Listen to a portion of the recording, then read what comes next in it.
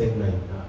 咁你見到有兩個人好神秘嘅人啊，陣間我哋會睇第10同埋11章裏邊出現嘅兩個見證人啦，同我哋有咩關係咧？我哋一齊祈禱。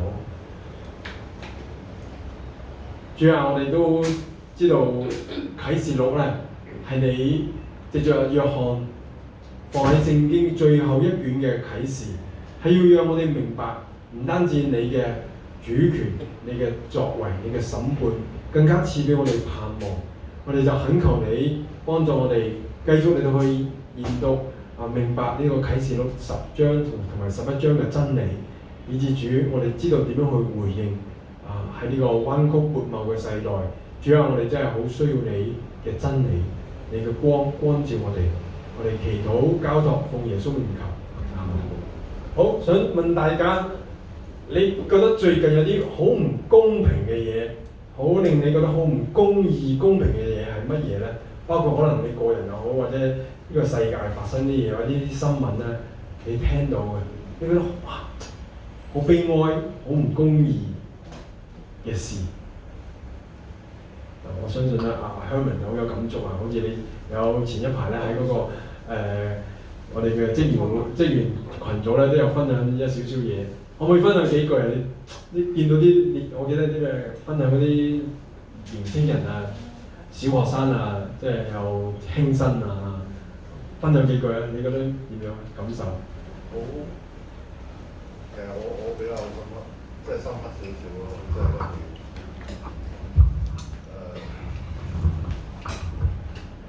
今年啊特別深刻，因為我啲小朋友大咗啦開始，咁啱啱反叛期啊嘛，咁好多時3言2語就唔啱聽就即刻又駁嘴駁舌啊，跟住又講埋啲嘢係我諗唔到點解佢會咁講嘅，咁見到好多同一時間接連3有好多嗰啲又跳樓啊，又自殺啊，又欺凌啊，咁接踵而嚟喺沙田區又有啊，咁馬鞍山區又有啊，咁即係個心情覺得即係點解佢哋會走到咁極端咯？咁世界可能有啲變化嘅，啲資訊太發達，咁有啲嘢係傳染嘅，我覺得係，即係睇得多有啲負面嘅新聞，覺得可能呢個係一個好極端嘅，佢哋認為一個出路咯嚇。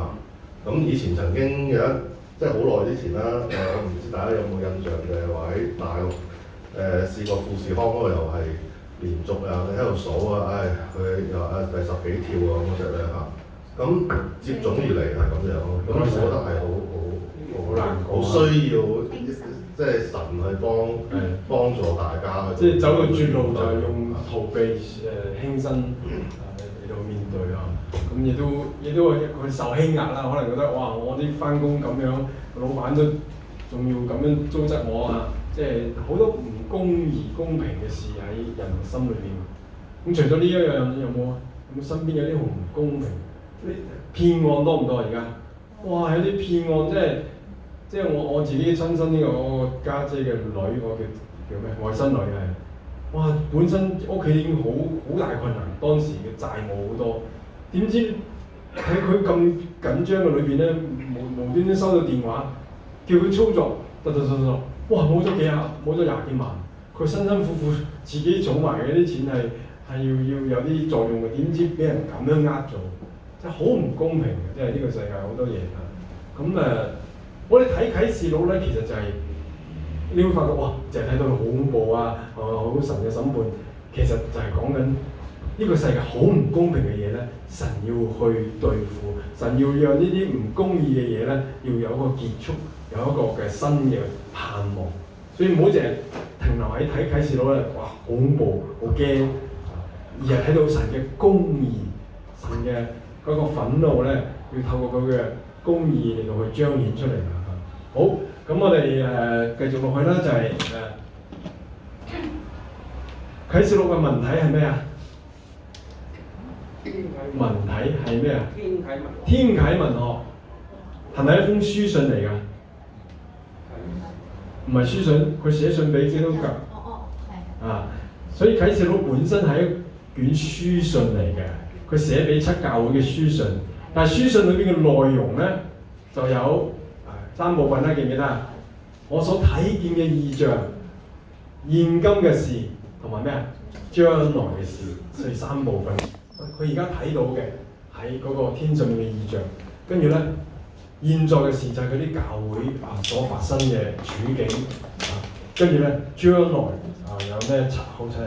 好，我想請一位坐喺最尾嘅弟兄叫樂文啊。我有次喺巴士站撞到佢，我咁熟口面嘅。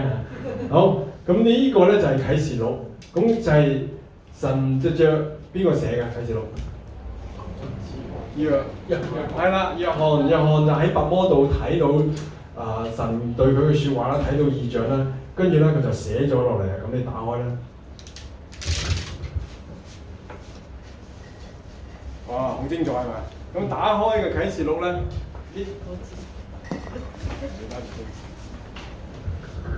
咁打開呢個啟示錄咧，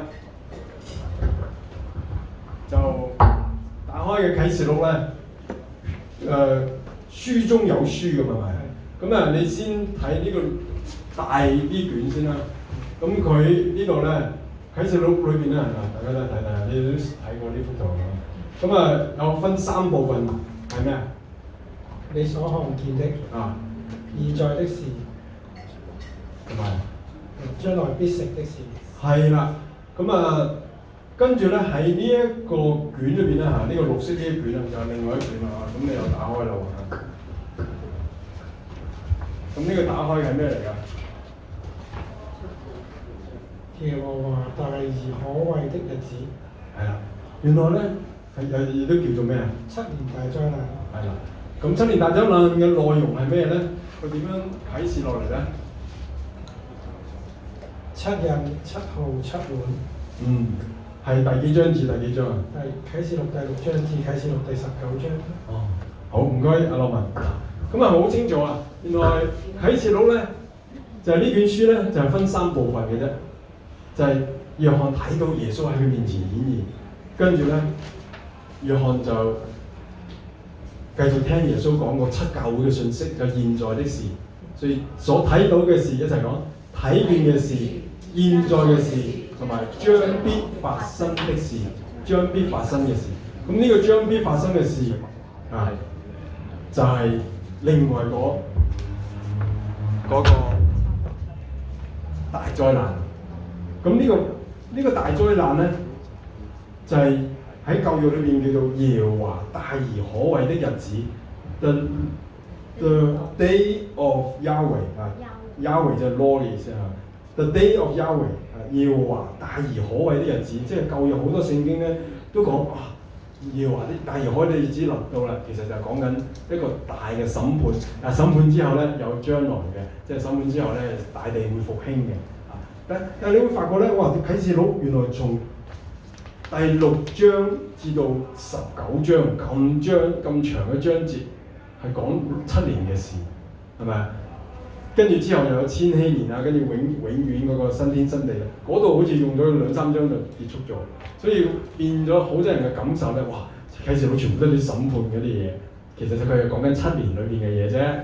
但係之後1000年啊，之後1000年之後有呢個新天新地係永遠㗎啦。嗰個係盼望嚟嘅，但係我哋唔好淨係集中咗呢7年咧，就驚到飛起。當然呢個都幾得人驚，真係創世以嚟從來冇有咁大嘅審判。咁記得咧，審判係好事嚟嘅，知唔知點解？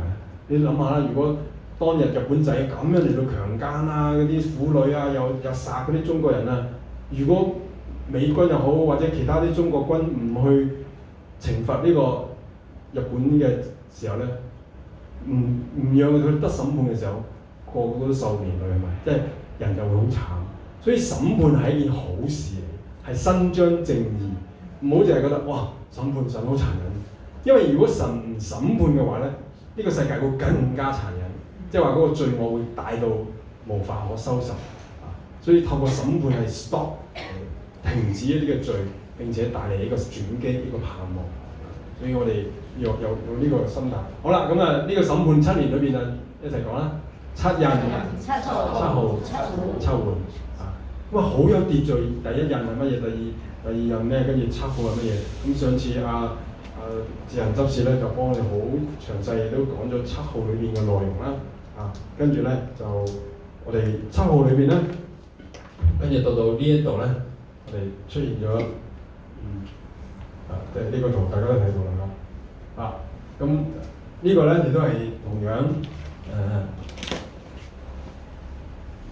即係希望大家攞到個脈絡，跟住一路睇嘅時候咧係好明白嘅。所以所見嘅事、現在嘅事、將來必成嘅事講咗啦。咁我哋而家去到第幾章啊？第7號嘅災難裏邊咧有10同埋11章啦。咁呢個係個小插曲嚟嘅。呢度冇講咁相對整個七年災難咧，同嗰個教會歷史或者神嘅全盤計劃嚟講咧，耶穌基督死而復活啦，咁教會時代咧，咁我哋相信咧，就喺災難之前7年之前，教會會被提。咁遲啲我陣間會播個片俾你去睇一睇。跟住咧3年半裏邊有7印，跟住後邊有7號，跟住7碗即係而家就係我哋係講緊呢一個部分。好，咁7碗之後，耶穌基督會駕住雲彩從天降臨，會嚟到地上面設立呢個新嘅國度啦，即係千禧年國度啦。好，咁我哋睇睇呢個片啦。我發覺呢個片咧，好多 YouTube 裏邊都有製作啟示錄點樣講解啊！呢個 YouTube 嘅片咧，呢個人咧用好高科技嘅 AI 嗰啲圖片同埋現代嘅一啲嘅事情咧，再加上佢解經，我都覺得解得好準確，亦都好客觀。咁播俾大家睇一睇。普通話㗎，應該睇得明㗎。就國語有字幕嘅。我哋睇一段，跟住我會轉續會唔會一次過睇晒。2期，我們計劃與大家分享啟示錄中關於末日預言的7號與7晚的審判。當7個封印依次揭開，卷軸的內容正式展現，這標誌着神對人類罪惡歷史的終結計劃。在舊約的預言中，這一時期常被描述為耶和華大而可畏的日子。根據啟示錄，神的震怒分為2個階段，分別是7日號角的審判與7個晚的審判。本周我們將重點分析神震怒的第一個階段，也就是7號的審判。在節目正式開始之前，別忘了訂閱我們的頻道並打開小鈴鐺，這樣就不會錯過下一期的更新。謝謝大家，下面就讓我們進入今天的講解。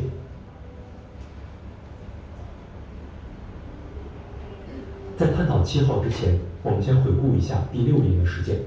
經文記載，當第6印揭開時，地上的君王、臣宰、富戶、壯士和一切為奴的、自主的，都紛紛躲進山洞和岩石穴中，並呼喊：倒在我們身上吧，把我們藏起來，躲避做寶座者的面目和羔羊的憤怒，因為他們憤怒的大日到了，誰能站立得住呢？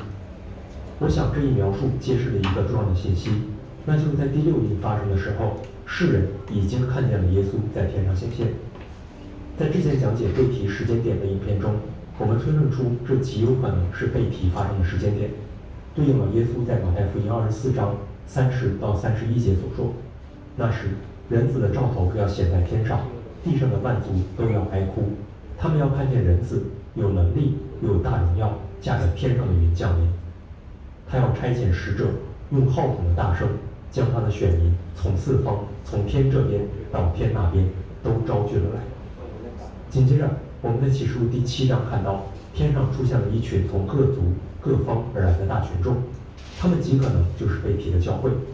這意味着，在神的憤怒大日到來之前，教會已經被提離地面。這也正如我在之前的影片中提到的，災前被提，在某種程度上來說也是正確的，但關鍵在於你如何理解這個災。如果你認為的災前是指7印之前，那災前被提的觀點就不太符合聖經。然而，如果災指的是神的憤怒，也就是7號和7晚的審判，那麼教會在神的憤怒傾倒前被提，我認為這是符合聖經的啟示的。前6印所帶來的災難是撒旦、敌基督和假先知在地上造成的，而7号与7晚才是真正出自神的审判。因此，我更倾向于说，教会会在神的愤怒临到前被提。我认为这样的说法会更加准确一些，并且从另一个角度来说，耶稣在马太福音24章对门徒讲的末日预言里，他提到的都是前6夜的灾难，并没有提及7号和7晚的灾难。为什么呢？很有可能是因为当这些灾难来临的时候，他就已经驾云降临，将属于他的人提到空中了。关于被提的具体分析，欢迎回顾我们之前的这期节目。在第6页的时候，还发生了另一件事，那就是144000的以色列渔民被神印上印，以保护他们免受神愤怒的审判。就好像在出埃及記嘅時候，當時嘅審判以10災嘅形式臨臨。咁呢度咧，主要想講就係話災前被提，同埋神憤怒之前被提，其實爭少少嘅啫。因為之前嗰有7印啊嘛，7印開頭嘅時候，你記唔記得有啲經濟有好多困難啦，仲未好似大災難真正審判臨到。咁佢呢個作者嘅意思咧，即係呢個解釋嘅人嘅意思咧，就係真正神審判嘅時候咧，就係7號開始啦，即係神嘅憤怒啦。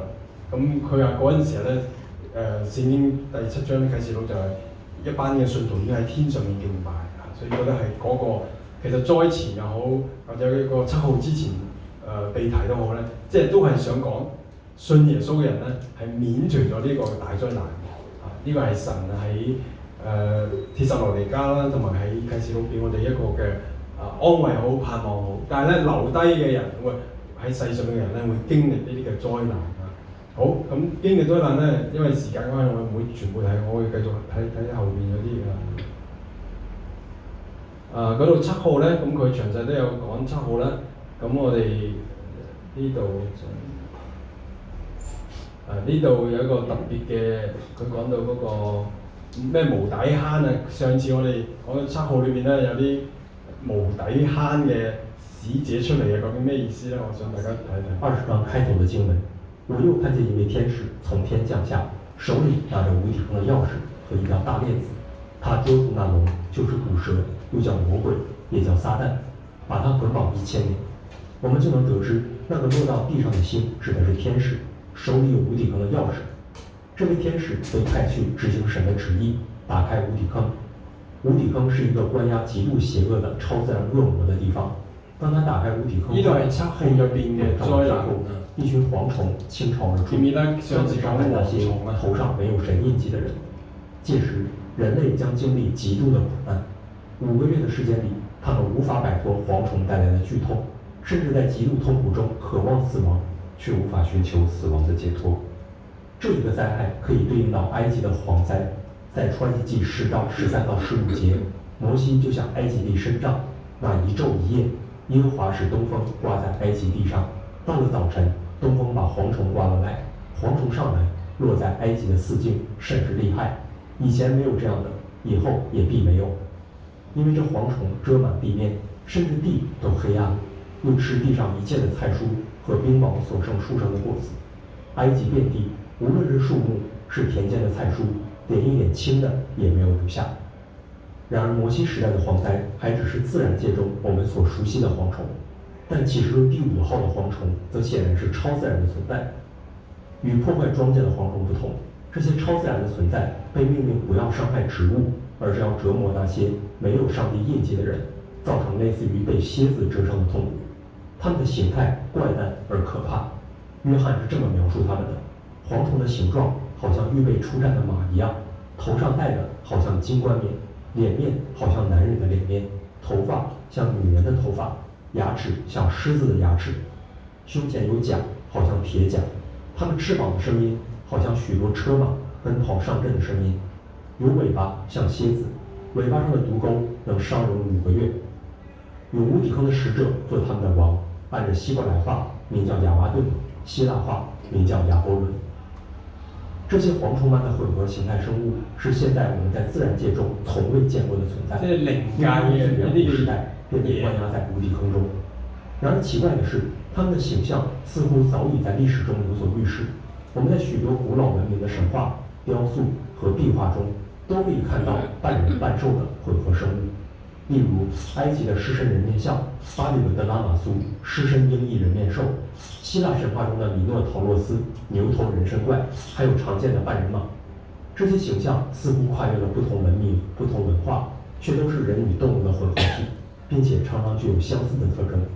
这让我们不禁猜想，为什么如此多的古文明会创造出类似的生物形象呢？它们是否曾经真实存在过呢？如果回到创世纪6章，那里的记载提到，神的儿子与人类女子结合，生出了巨人，希伯来文称为尼非林人。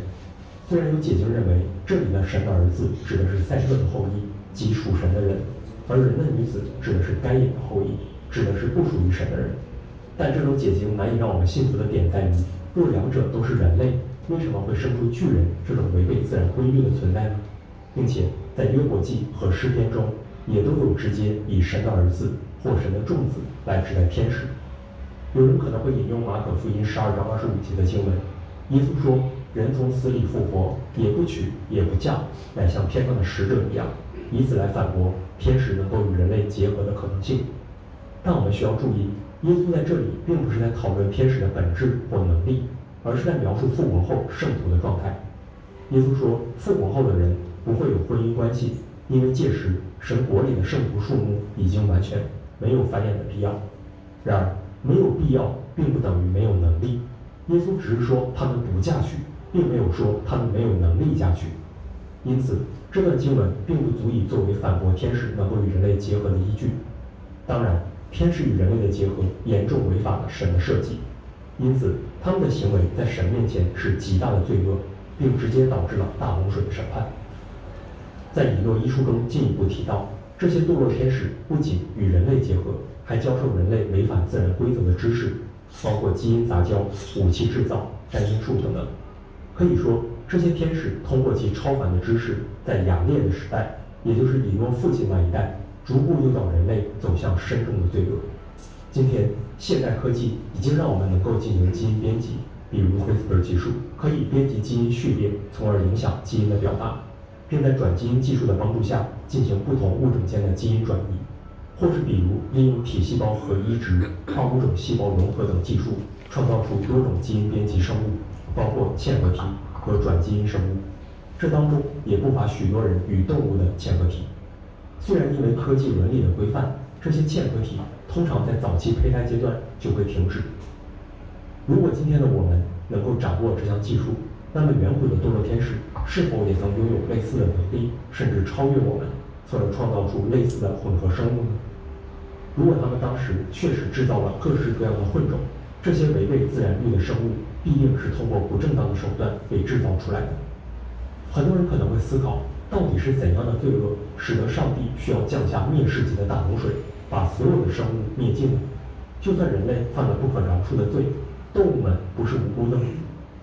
我想有一个很大的可能性是，或许大洪水的灾难不仅仅是对人类和巨人罪恶的惩罚，更是对这些超自然混种生物的清除。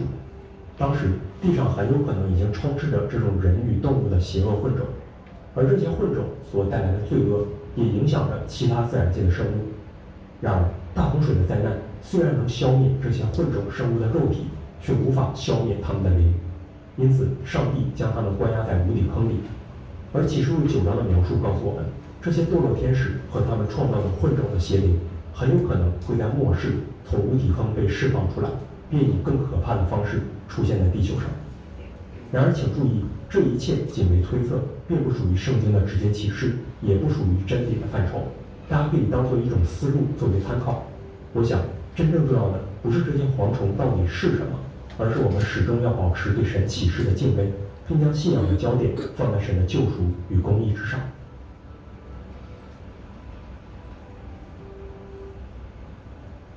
呢度咧，因為我哋上一次特別提到第9章咧，個號吹起嘅時候咧，喺無底坑度有出現一啲嘅嘢喺地上面令折磨人啊嘛。咁無底坑入邊係乜嘢？咁呢度呢個嘅講解嘅人咧就詳細嚟到去查考，無論係創世記嘅第6章，神嘅眾子與人結合，即係帶嚟洪水嘅審判，即係佢嘅推論嘅意思就係、會唔會係邪惡嘅靈，包括係靈界嘅天使，佢哋有能力同人去交合，並且咧同動物嚟到交合，產生咗靈界同動物之間嗰啲怪物出嚟，記唔記到啊？所以點解佢話呢個古文明咁多嗰啲嘅建築咧，或者嗰啲雕刻咧，又會走啲咩人獅身人像啊？呢啲咁嘅嘢咧，係咪已經古代一直已經有呢啲嘢存在，以致人一路遺傳落嚟咧，有呢啲嘅印象會畫出呢啲嘢出嚟？咁包括而家就啟示錄裏邊嘅喺末後嘅世代咧，又有呢啲古靈精怪嗰啲，有獅子頭啊，有馬嘅身啊，即係呢啲咁樣嘅嘢出嚟嘅時候，亦都係唔係係嗰啲嘅靈界嘅邪靈將呢啲嘅嘢？佢話即係喺無底坑裏邊被受審判嘅呢啲嘅怪物啊，呢啲係邪靈與動物嘅相交嘅物件啦嚇，咁以致佢哋出嚟要毀壞人類嚇，咁即係呢啲都係呢啲嘅推論，但係亦都係值得去查考嘅，因為啟示錄亦都打開咗我哋一個嘅眼界咧，就係我哋活喺嘅除咗有人界，亦都有天界。即係天界嘅咧，就係平行時空嚟嘅。即係我覺得天界咧，就係將來先至有，其實已經係我哋周圍有天界嘅嘢嘅，包括天使，包括神嘅使者，包括有甚至活物啊。聖經有講到活物同天使係兩回事嚟嘅喎。所以長老24位長老嗰啲係實體嘅存在嘅嘢，只不過佢係另外一個空間時空。喺度敬拜緊、執行緊神嘅任務啊！咁我哋而家喺地界人界，咁到啟示錄嘅時候咧，地界人界咧就會揭開晒，哇！原來有好多嘅互動啊，好多嘅事情會發生啊！咁喺當中，耶穌基督又點樣去保護我哋，幫助我哋去面對呢啲有靈界嘅嘢侵害，包括地界嘅一啲嘅惡人啊、罪惡啊、逼迫啊。所以我希望大家有一個即係睇啟示錄咧，擴闊我哋嘅心眼啊，唔係就喺度物質嘅層面。因為而家見到好多古靈精怪嘢咧，覺得唔可能嘅，唔係嘅，即係當你查開聖經查翻一啲嘅嗰啲考古學咧，咦真係有呢啲咁嘅形象嘅嘢出現喎，咁即係咪有呢啲咁嘅生物咧嚇？好，咁我哋睇第10章係冇？大家打開聖經啟示錄第10章。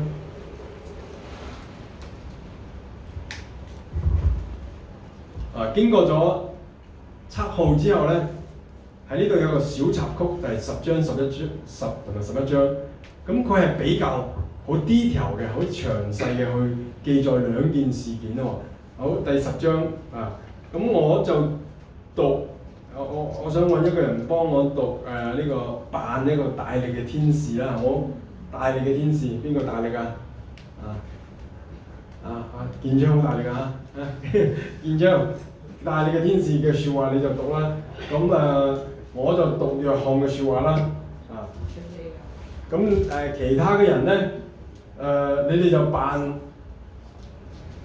獅子哮叫啦，係嘛？陣間一到獅子哮叫嘅時候，你就哇哇咁叫啦嚇。跟住咧七雷咧，咁打雷嘅聲音有好多唔同嘅，有啲人你就砰7個人打雷好冇？七雷啊，你一齊去演繹嘅呢個OK 好，準備啦喎嚇。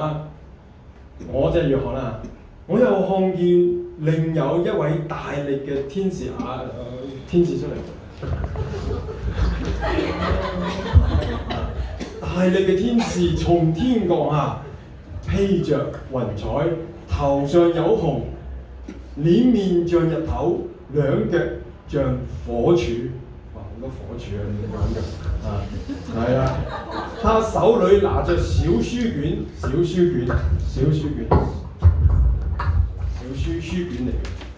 唔係手機啊。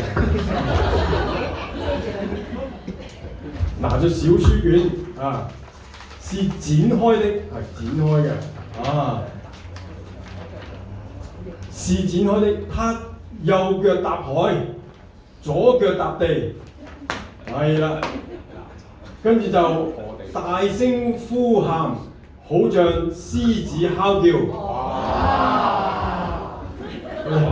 子哮叫都冇咁樣嘅。再嚟多次。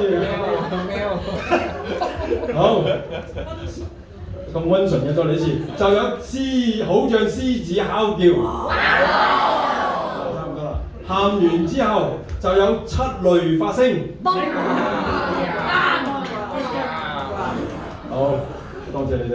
係七雷發聲之後咧，我正要寫出來，就聽見從天上有聲音説，天上有聲音説，阿神嚟啦阿志華啦第四節天上有聲音説，七雷所說的，你要封上，不可寫上來。我所看見的那踏海踏地的天使，向天舉起右手，指着那創天和天上之物，地和地上之物，海和海中之物，直到永永遠遠的起誓説：不再有時日了。但在第七位天使吹號發聲的時候，神的奧秘就你講咁樣。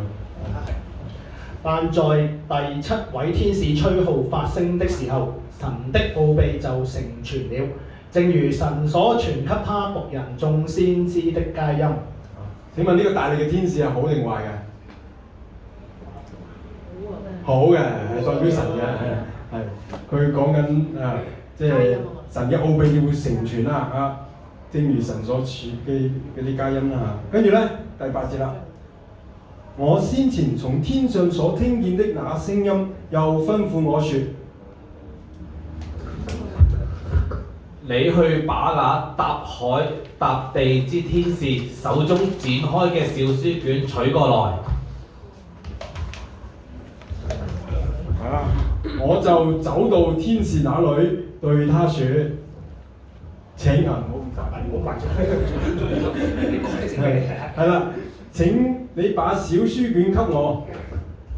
他就對我說：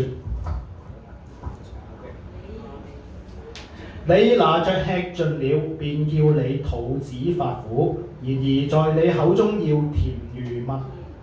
我從天使手中把小書卷接過來，吃盡了，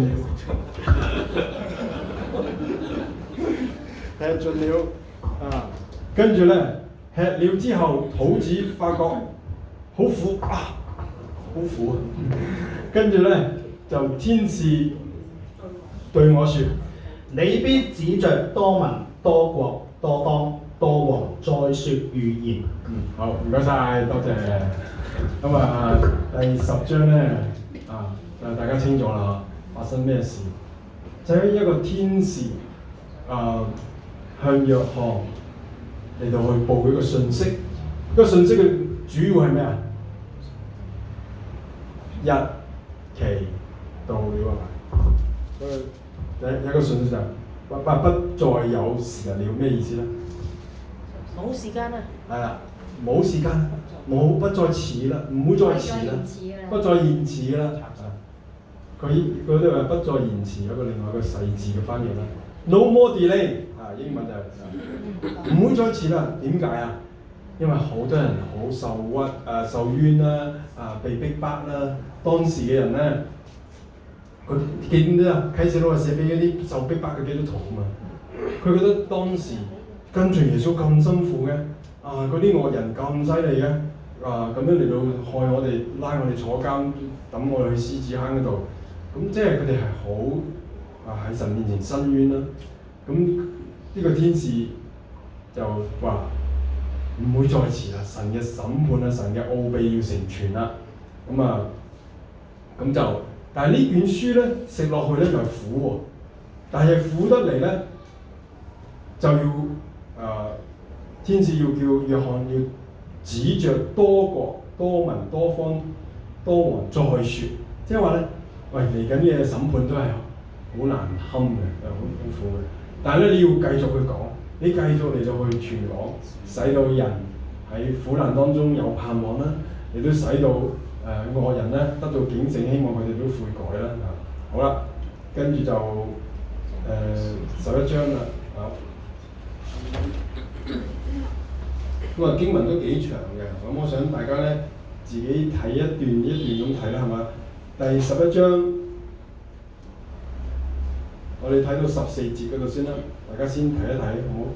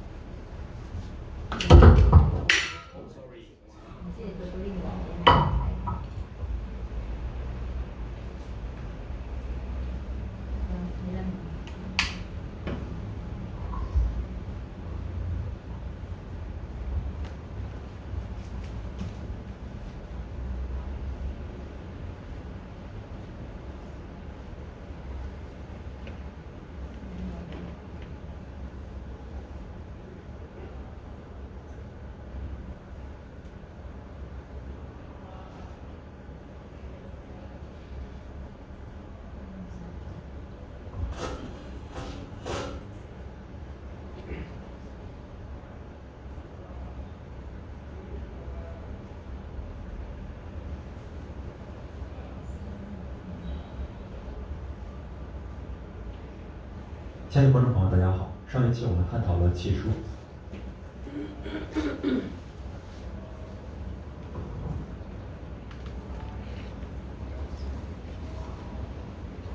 大家注意下呢兩個人出現咗，呢兩個咩人啊？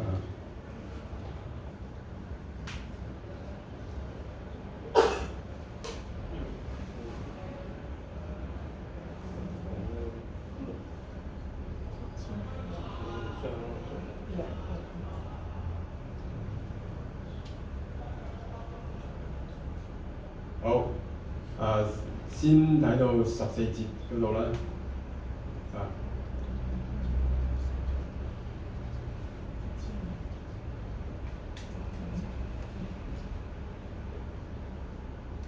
睇完嘅舉手，好咯，睇到14節啦。好，我問一問大家，呢兩個人，約翰點樣形容佢？佢哋係咩人啊？見證人啊！佢見證人，第3節啊，我要使我那兩個見證人，佢哋着咩衫啊？毛衣係咪我哋啲冷衫嘅意思咧？係當時嘅真皮嚟，係啲駱駝毛啊，或者係嗰啲嘅動物嘅毛所做嘅所織嘅一種衣。陣間我播個片，你又會詳細解釋啲啊。點解佢着呢兩個衣？着呢種衣係代表咩意思咧？好啦，咁佢哋咧，他們就是那兩棵咩啊？橄欖樹兩個燈台。咁人就係人，點解會變咗兩個橄欖樹兩個燈台？咁梗係呢個係一個即係代表嘅意思啦。即係點解咩叫做兩棵橄欖樹？橄欖樹代表啲咩？同埋燈台代表啲咩啊？喺啟示錄講燈台代表咩啊？教會好似燈台啊嘛，即係一個見證人啦。好，咁呢兩個人傳道傳咗幾多啊？1250計一計幾多年啊？3年半。你記唔記得啟示錄嘅講7年大災難，總共7年啦，有前3年半、後3年半啊嘛。咁即係話佢傳道3年半啊。咁佢遇到啲咩事情啊？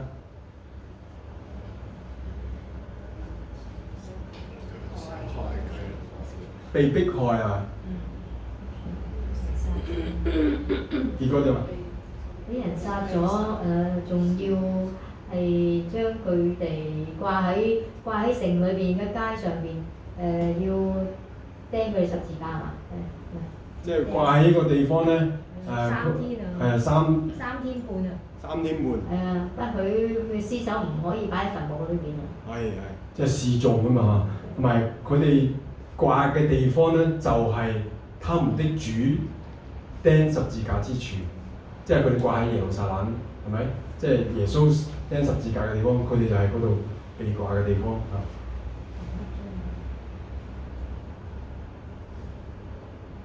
唔係 sorry 唔係被掛，佢哋就倒在嗰個大城嘅街上，即係佢哋喺耶路撒冷被殺，喺耶路撒冷俾人嘅屍首擺喺度啊。咁嗰啲人有咩感受啊？開心啊，反而哇！即係原來迫害呢兩個見證人嘅人咧，好開心送禮物添喎，慶祝喎。跟住點啊？過咗3日半之後，我哋一齊讀11節啦。過了這3天半，有生氣從神那裏進入他們裏面，他們就站起來，看見他們的人甚是害怕。哇！即係呢度好清楚，呢個係咪天使啊？係咪邪靈？即係咩靈界嘅嘢啊？我相信唔係，應該人嚟噶嘛。因為佢哋死咗，身體死咗，跟住神嘅靈，即係神嘅氣咧，再入翻佢嘅生命當中，使到佢肉身都起埋，起翻身啦，復活啦。跟住咧，兩位天使咧，又聽見大聲音從天上面對佢講喺邊啊？上到這裏來，他們就駕着雲上了天，他們的仇敵都看見。跟住之後咧就有地震啦，跟住又啲事情發生啦。我哋睇睇呢個人嘅解釋同埋啲11章中的2個見證人可能的身份，還沒有看過的朋友可以點擊右上方的鏈接前去觀看。今天我們會進一步討論他們服侍的時間以及他們事工的內容。當你明白這些後，你會感覺啟示錄的內容變得生動起來，也會更好地明白神在幕後的旨意。所以本周我們就圍繞他們的使命以及他們的服侍時間展開討論。在開始之前，不要忘記訂閱我們的頻道並打開小鈴鐺，以便第一時間獲得後續更新的通知。好，下面我們就開始今天的講解。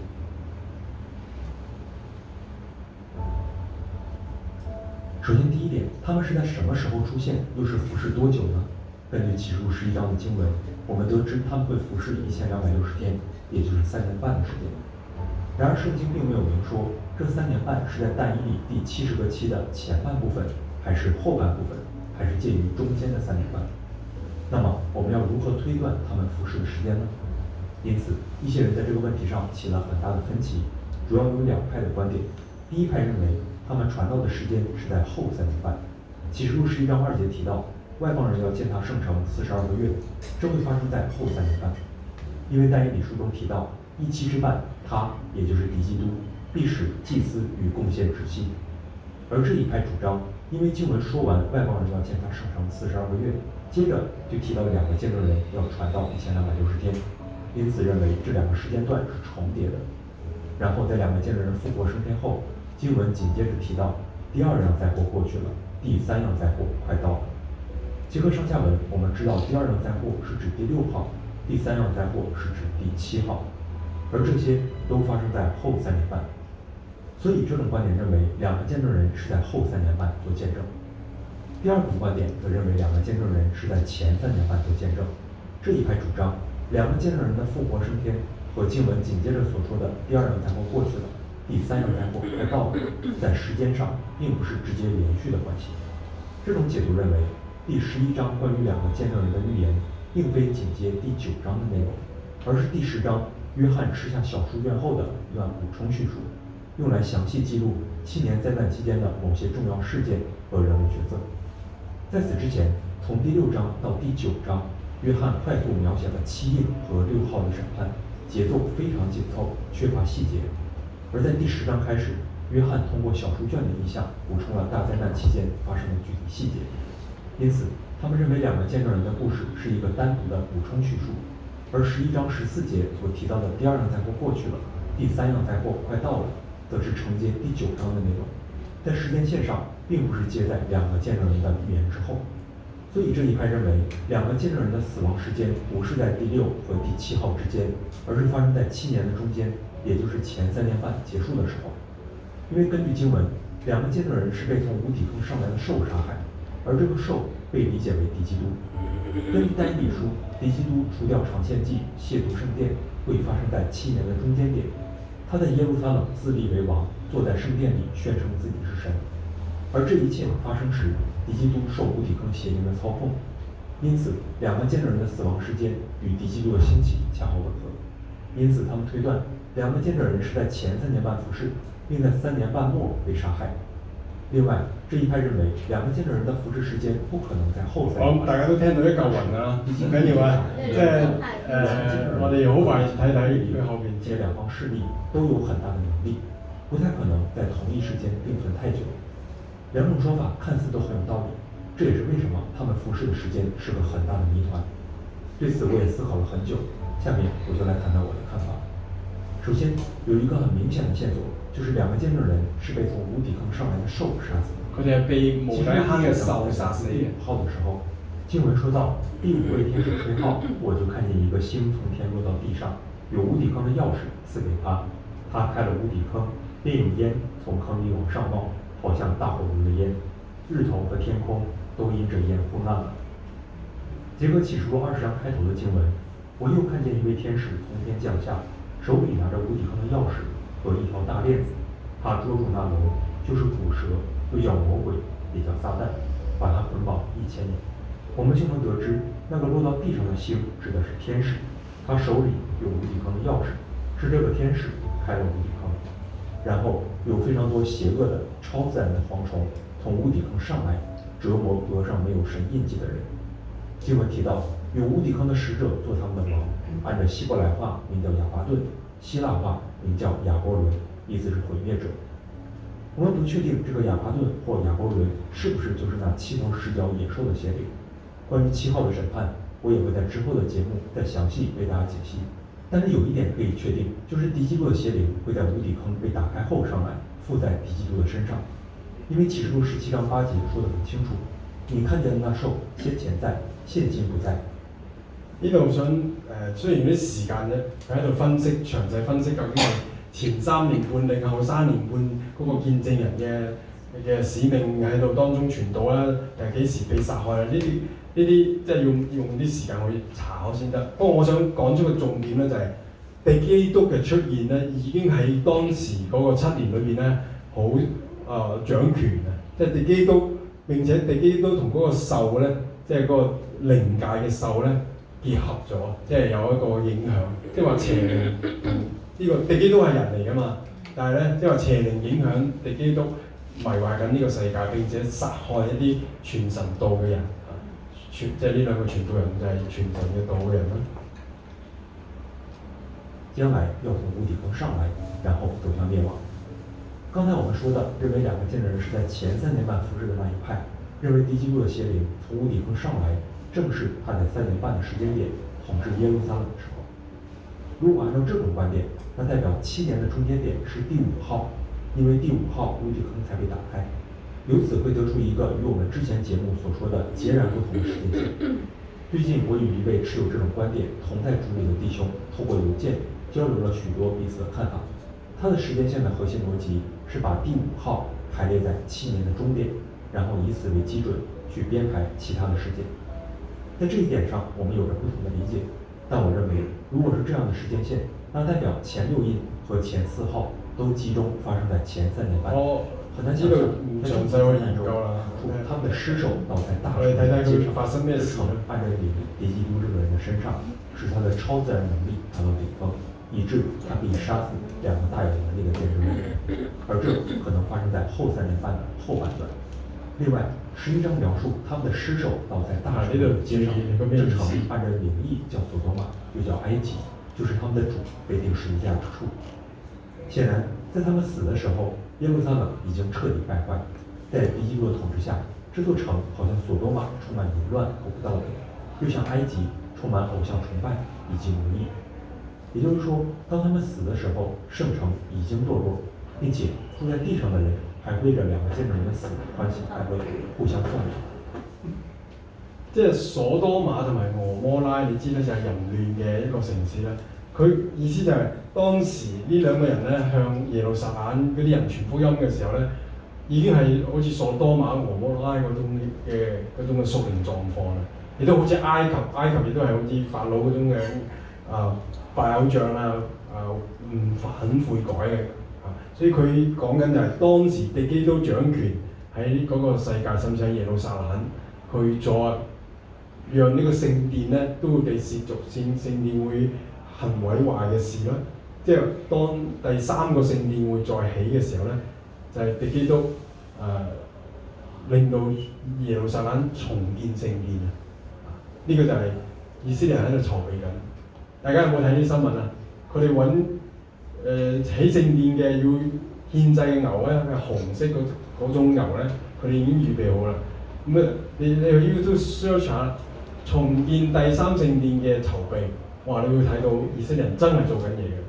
咁敵基督嘅出現咧，就會令到以色列人會喺耶路撒冷重建佢哋嘅聖殿，因為而家係回教寺喺度啊嘛。咁所以咧，將來會有一個假和平即係你會睇到聖經所預言嘅呢啲嘢咧，都按住 timeline 時間喺度發生緊但係當被提之後咧，成個地球咧就會好多嘅惡人啦，同埋咧但係亦都有信主嘅人，呢兩個係信主嘅喺以色列人嚟嘅亦都有詳細有人去查考究竟呢兩個咩人咧？又係成23分鐘嘅片段，你可以慢慢我哋聽下即係究竟呢兩個係咩人啊？和这两个先知曾叫住在地上的人说同。这种种描述都显示，当两个见证人死去的时候，耶路撒冷已经因着敌基督的掌权而彻底败坏了，而这指向了后3年半的场景。至于两个见证人传道的时间是否完全覆盖了后3年半呢？我想也不一定。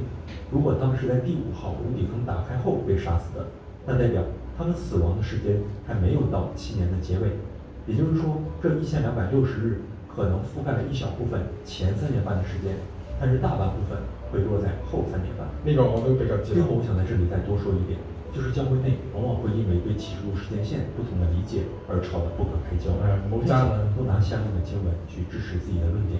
我想這是完全不必要的，因為我們沒有人可以保證自己的理解是完全正確的。我也不會說我總結出來的時間線就一定是對的。我前面提到的那位弟兄列出的時間線也非常值得參考。啟示錄是一本漸進的預言，也就是說，越接近末期，我們越能明白啟示錄真正的含義。當年但以理領受末期異象的時候，他完全不明白其中的含義。但對於今天的我們，由於末期越來越臨近，世界發生了巨大的變化，我們能夠理解更多關於末期預言的含義。就比如在啟示錄11章中提到兩個見證人死去的時候，從各民、各族、各方、各國都有人觀看他們的屍首。這放在幾十年前，人們都還無法想象，但是今天我們就能夠理解，因為媒體和電視可以讓這成為現實。又好比獸印，幾十年前我們都還無法想象為什麼沒有獸印就無法買賣，但是隨着科技的發展，我們越來越看到獸印成為現實的可能性。所以我想說的是，越接近末期，我們越能理解啟示錄的預言。或許在我們的下一代，對於啟示錄的時間線會有完全不同的理解。因為這與世界的發展有很大的聯繫，所以我鼓勵大家不要放錯重點，每天在這僅僅7年的時間線問題上爭來爭去。重要的是，我們要看到神在末期的心意和計劃，並且從現在起就預備好自己，持守盼望，忍耐到底。就像沒有人知道主來的日子是什麼時候一樣，神刻意不讓我們知道，因為知道了反而會讓我們無法預備好自己。神要的是隨時都做好準備的人，而不是在最後一刻才做好準備的人。想象一下，在新學期的開始，老師宣布會有學期考試，但是不公布考試日期，這樣你就會在每天課堂結束時都好好複習準備，因為不知道哪天上課就突然要考試了。但如果老師一開始就公布考試日期，你可能就會在日期快到的時候才開始好好準備。係咪？好，回到兩個見證人話題，在對於時間線和充滿象徵的預言解析問題上，我想鼓勵大家要有彈性，因為我們誰都無法確定自己的理解是完全的。而當預言沒有按照我們理解的方式應驗的時候，我們需要更新我們對於預言的理解，而不是因此跌倒，覺得神的話落空了。我想，神之所以沒有明確告訴我們兩個見證人的身份和他們服侍的時間，或許代表這對於我們來說並不是最重要的。重要的是他們會做什麼，以及他們服侍所傳達的信息和帶來的果效。下面我們就來着重討論一下他們所做的事。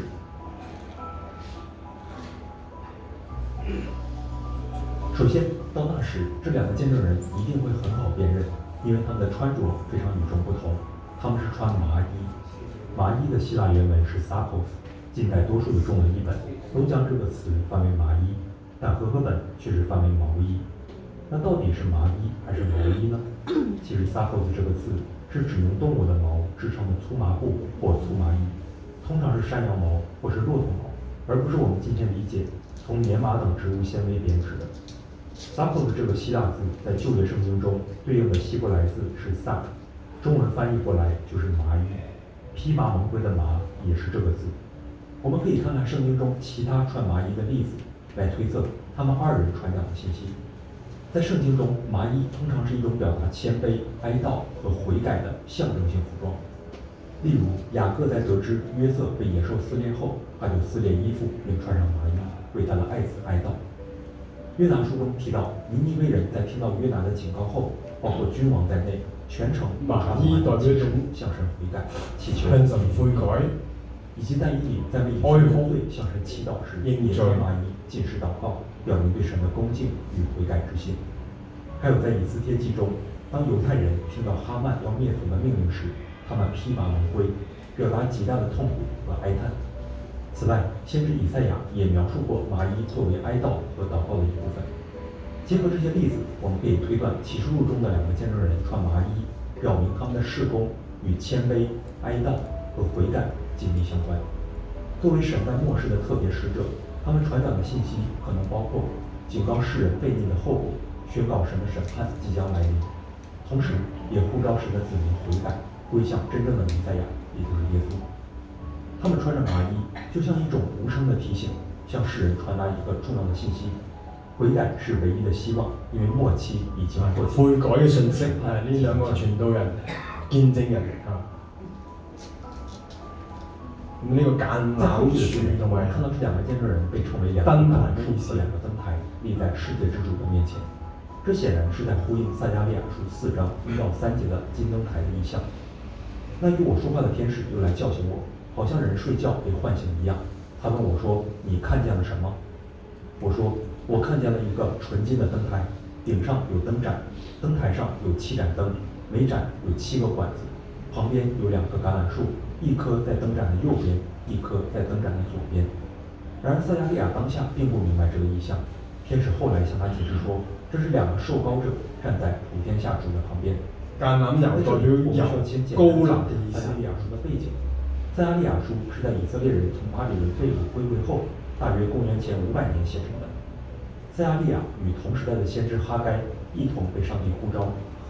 耶和華的話在大流士王第2年6月初1日臨到哈該，然後在8月又臨到撒迦利亞。這兩卷書其中一個很重要的共同信息，就是宣告神對以色列的保護和對重建聖殿的支持，要鼓勵他們完成聖殿的重建。哈該書很短，內容也比較容易懂，就是神要他們完成第2聖殿的重建。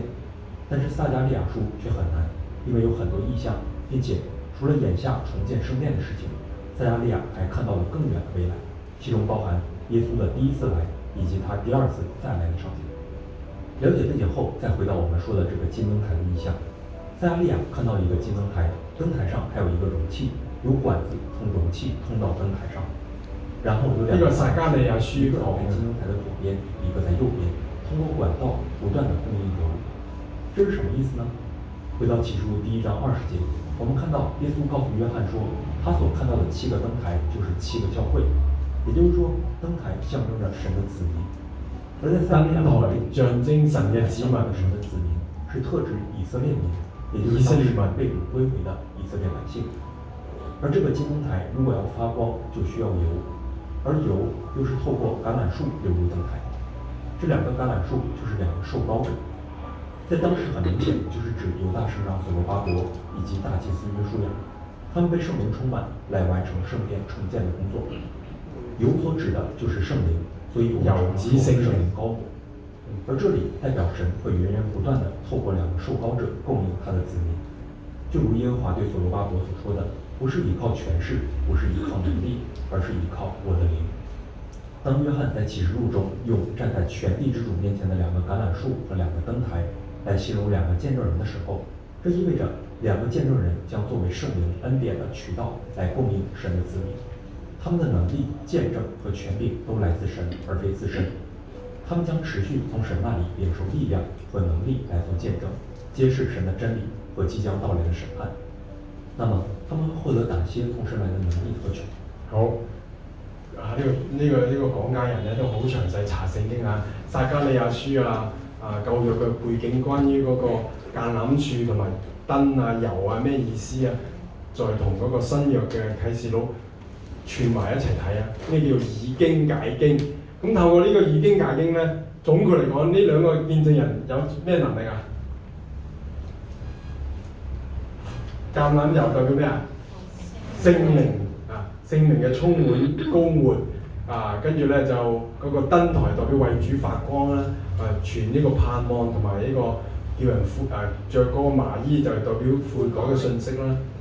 咁呢個同我哋日常我哋有咩關係咧？我哋雖然唔係當時嘅兩個見證人，但係耶穌話：天上地下所有嘅權柄已經賜過俾我，你們要去咩啊？使萬民作我門徒啊！跟住仲有使徒行傳第1章話：你哋要從耶路撒冷、猶太全地、撒瑪利亞作咩啊？作我的見證。所以你同我就係見證人嚟嘅。我喺度見證緊耶穌嘅死而復活，見證緊耶穌係救主，見證緊耶穌真係君王，真係我哋嘅愛我哋嘅神，為我哋死而復活嘅神。所以我哋都係見證人。咁我哋唔會好似佢哋咁惡劣嘅環境啦。我哋而家都算暫時都冇乜太大逼迫啦，但係我哋肯唔肯去咧？當我哋作見證嘅時候，靠我哋自己唔得啦。所以頭先讀嗰節經文咧，即係使徒行傳第1章啦，話但你們要等候聖靈，就必得著能力。原來我哋靠聖靈俾我哋能力。最後我講一兩分鐘見證啦，就係我星期4咧5·1勞動節咧就走去大陸咧聽培靈會啊！郭文慈牧師發一個邀請俾我，我去深圳一個三字教會咧就一個培靈會。哇！深圳教會我都未去過喎，幾好喎！又郭文慈牧師講，你上次好有感動，今次又去聽啦。咁我去到聽啦，咁隔離嗰個翻譯，因為郭文慈牧師用廣東話啊嘛，咁嗰個人翻譯咧都好努力咁翻咧。但係咧，因為喺台上面咧，郭文慈講嘅時候咧，嗰個人咧又聽得唔係好清楚，成日都翻錯啊，咔打斷，甚至啲字咧都唔係郭文慈牧師嘅意思，佢又翻咗第二個意思。咁當時我心裏面咁有感動啊！要唔要我走去翻譯咧？幫下手啦！跟住咧，佢喺第2場啊嘛，佢完咗第1場停咗之後，咁我就走去郭文慈牧師度。你都有嚟嘅？我發嗰個俾你，我以為你唔會嚟，你都會嚟啊！係啊，我嚟咗。需唔需要我幫手翻譯？跟住我話唔好意思喎，嗰個牧師要佢突然之間好似讓位咁樣。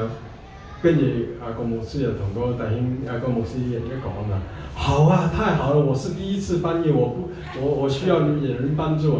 嗰個牧師都係第一次做翻譯嘅，但係好感恩啦。結果我第2堂就翻譯啦，哇！因為佢所講嘅信息就係我哋培靈會嘅信息，經文又一樣，再加上咧就係因為我聽廣東話係聽得明好多嘅，咁亦都好快好流暢，令到個牧師嘅講道咧好多弟兄姊妹有暢順啦，有得益啦。咁即係話，原來當你願意靠住聖靈俾你嘅感動去順服咧，又可以為主作見證喎，又可以同神同工喎。咁第2日有第二日啦，即係1號、2號，咁個牧師話：你幫手做埋啦。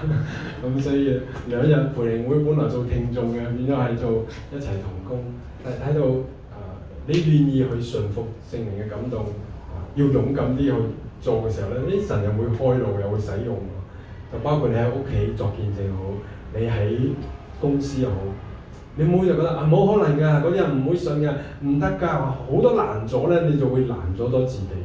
你要為耶穌作見證，你靠住聖靈嘅能力、智慧，係合適嘅時間咧，即係對方會改變嘅。即係我家人啊，我以前喺香港電訊局，我做電訊嗰時候，哇點樣傳福音咧？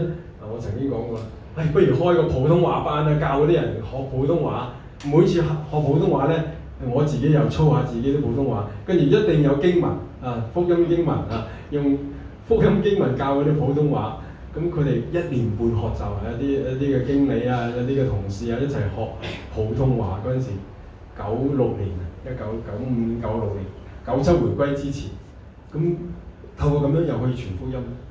你有時覺得係好難，但係你求神幫你有啲嘅方法，你可以為主作見證嘅，就努力去做。